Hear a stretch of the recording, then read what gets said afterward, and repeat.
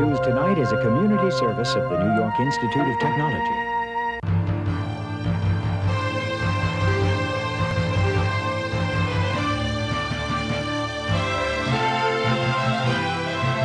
Covering the news of Nassau and Suffolk Counties, Long Island News Tonight with Ken Eckhart, Carol Peck, and the award-winning LI News team.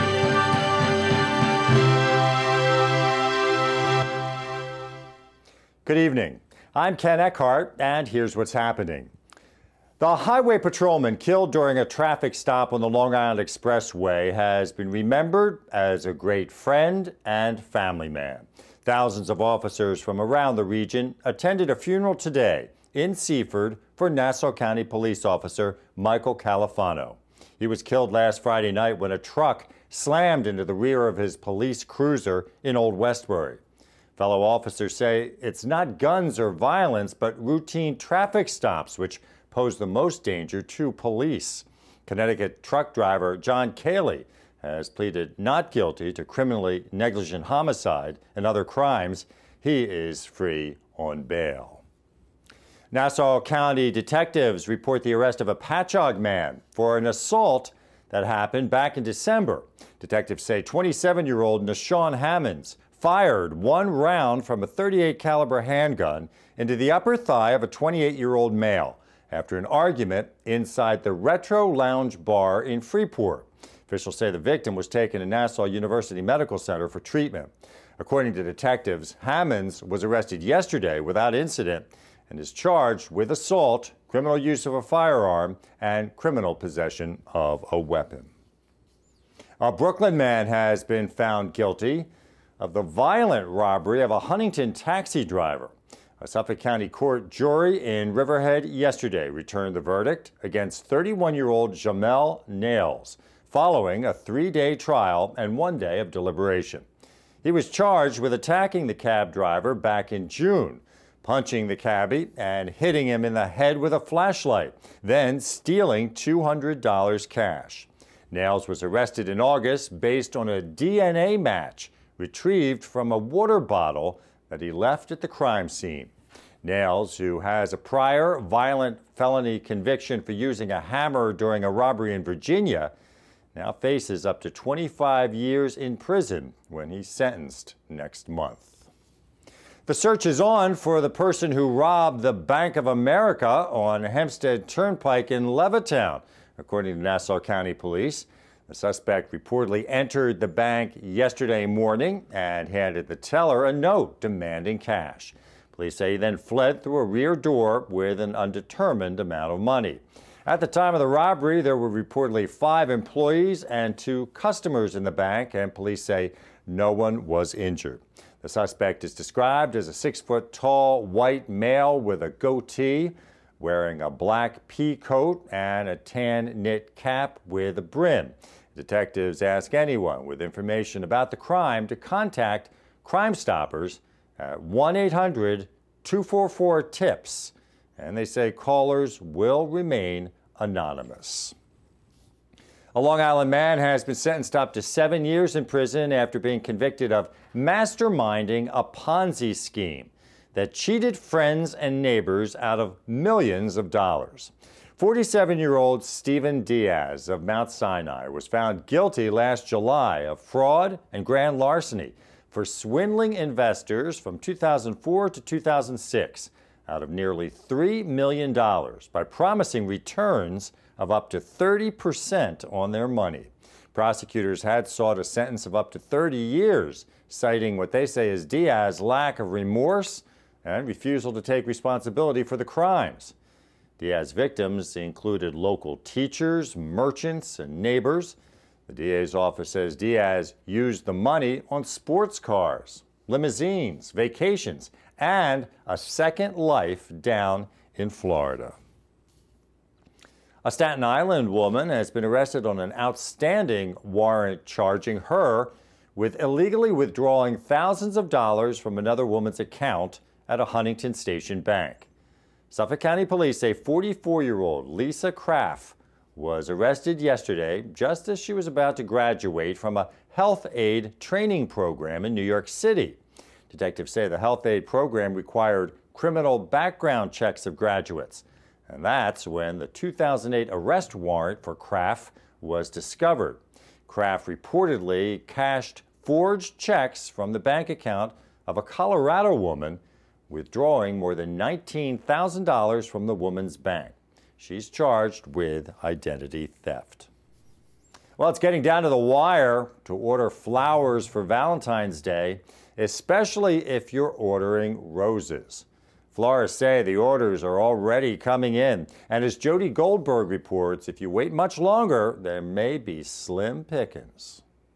Flowers always bring a smile to your face. Not only is the smell beautiful, but always the presentation is so wonderful to look at. This customer is just one of the many people who would say the traditional gesture of giving someone flowers for Valentine's Day is a simple way to show love and affection. At Roslyn Florist, owner Gus Mastrogianni says he anticipates the holiday orders have already started, and he says more are coming in online than over the phone. How many flowers will you sell for Valentine's Day? It's kind of hard to say, but it's a gamble. If it snows, then you take a chance. You got to wait to the last minute and decide, but it's going to be in the thousands. Okay. Definitely in the thousands. Mastrogianni says the price of flowers has generally stayed the same for the past 20 years, but adds it's common to pay nearly double and triple the going rate when it comes to Valentine's Day. He says bigger is better. These stunning garden roses cost $72 a dozen. They are imported from Russia and arrive in half bloom with a very long stem that makes them unique. Or you can get short stem roses here for about $60 a dozen. And if you're looking to spend less, there are alternatives.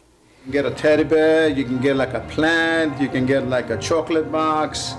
But most of the stuff we usually do is like, you can get a single rose, which is great. You can get like maybe 5 roses or 2 roses, whatever you go according to your pocket and you buy whatever you want. Do you have any advice for anyone going to get flowers on Valentine's Day?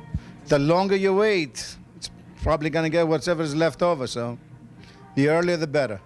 Valentine's Day only comes once a year, so be sure to stop and smell the roses.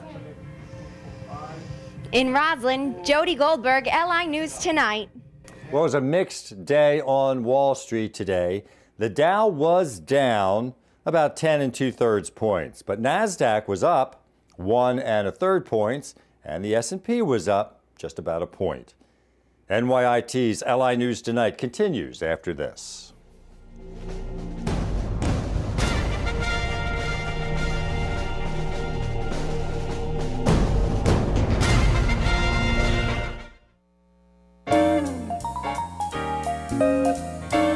See a screening of the film The Philadelphia Story at New York Institute of Technology's D. Seversky Center in Old Westbury on Wednesday, February 16th at 5:30 p.m. For more information, call 516-686-7567.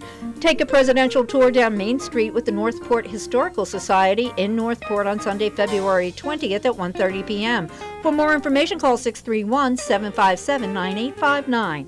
Celebrate Darwin Day at the Ethical Humanist Society in Garden City on Sunday, February 20th at 11 a.m. For more information, call 516-741-7304 or take part in the annual Mardi Gras Gala at Planting Fields Arboretum State Historic Park in Oyster Bay on Sunday, February 20th from 11 a.m. till 4 p.m. For more information, call 631-321-3510. If you have an event you'd like included on the LI News Tonight community calendar, send it to linewstonight@nyit.edu.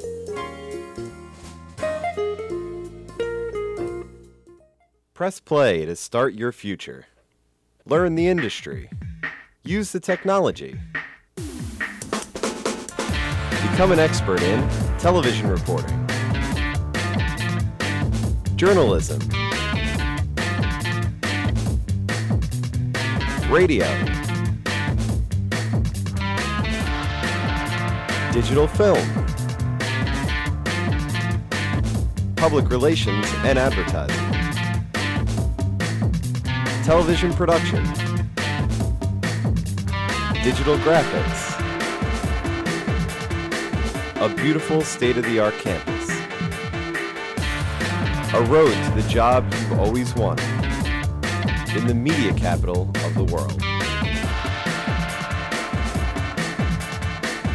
Communication Arts at NYIT. When can you start? Headlines from around the world today. Crowds gathered today in the Cairo square that's been the center of anti-government protests as Egyptians awaited a televised speech by President Hosni Mubarak. Protesters were hoping the longtime leader would announce he's heeding their demand to resign, but he did not, repeating instead he will not run for re-election and will hand over power to his vice president. Earlier today, Egypt's military announced it had stepped in to secure the country and promised protesters calling for Mubarak's ouster that their demands would soon be met. That raised expectations that Mubarak would step down or transfer his powers. The developments created confusion over who's calling the shots in Egypt and whether Mubarak and the military are united on the next steps. Nigerian immigration officials say they've arrested 2 human traffickers at the northeastern border of Africa's most populous nation. It was reported today that agents caught the men attempting to smuggle 3 people across Nigeria's border with Cameroon. He said this was the first arrest this year as human traffickers have started taking new routes into the country to smuggle people toward Europe. The suspects reportedly intended to travel by road to Libya before taking a boat to Italy. Nigeria shares porous borders with 3 other West African countries. And the search for tenants to fill the floors at One World Trade Center has gone global, all the way to China. A private real estate developer connected to the project in New York City is heading to a conference of business leaders in China this weekend. The Durst organization says One World Trade Center has generated tremendous interest among Chinese companies that are considering opening international offices. The first completed deal for a tenant in the tower has been with a Chinese real estate company. When it's completed, the tower will be the tallest building in the country, with an antenna bringing it to 1,776 feet. Well, organizers of New York City Marathon and other races are concerned about a proposed fee to cover New York Police Department expenses.